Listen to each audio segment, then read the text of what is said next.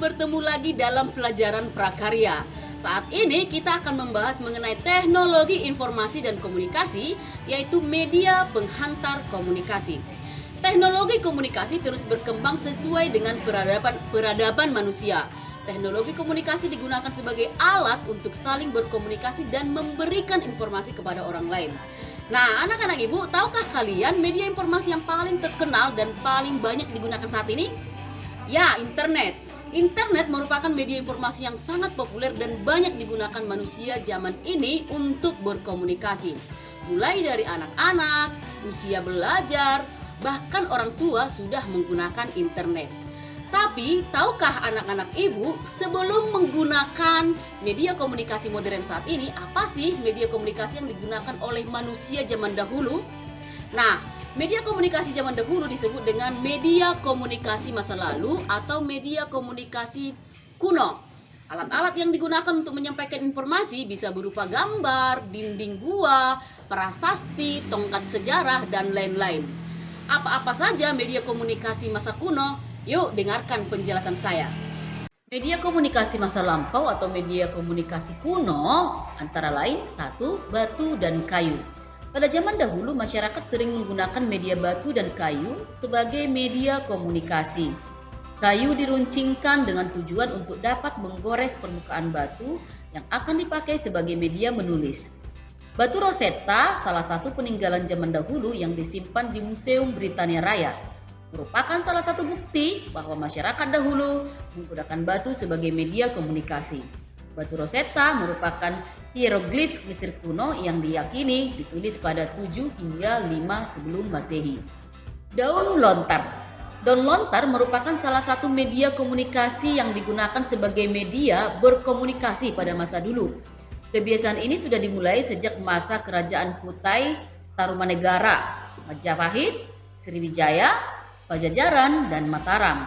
Saat itu surat dituliskan bukan di kertas tetapi di daun lontar. Kentungan dan lonceng.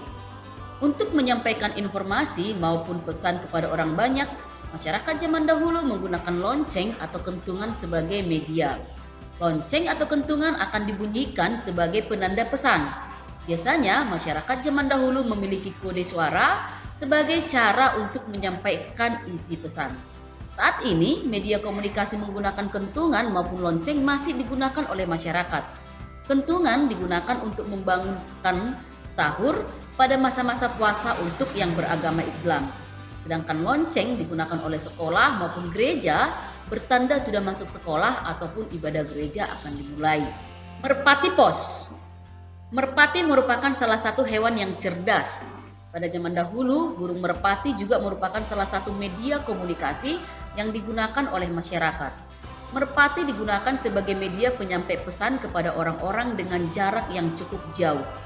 Pada masa perang, merpati dimanfaatkan sebagai penyampai pesan militer. Pesan ini biasanya bersifat rahasia. Merpati yang biasa mengantar surat disebut dengan merpati pos.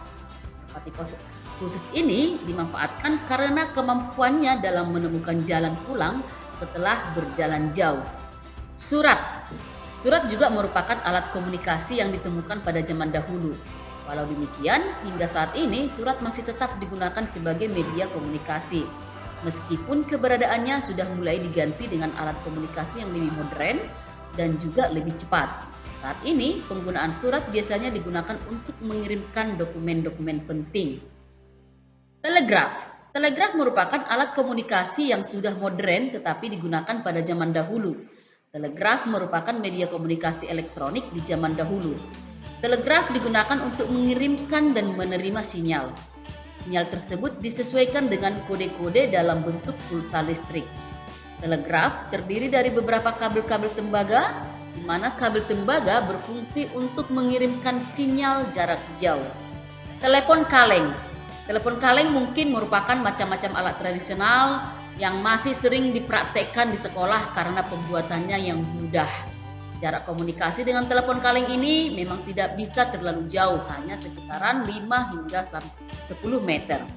Namun sudah cukup untuk berkomunikasi dari tingkat 1 ke tingkat 2 pada sebuah bangunan. Syarat yang harus terpenuhi adalah benang harus dalam keadaan tegang dan lurus. Nah, Ibu sudah menjelaskan tentang media komunikasi masa lalu atau media masa kuno. Ibu harap anak-anak Ibu bisa memahaminya sehingga anak-anak Ibu bisa mengerjakan tugasnya dengan baik. Sekian dan terima kasih.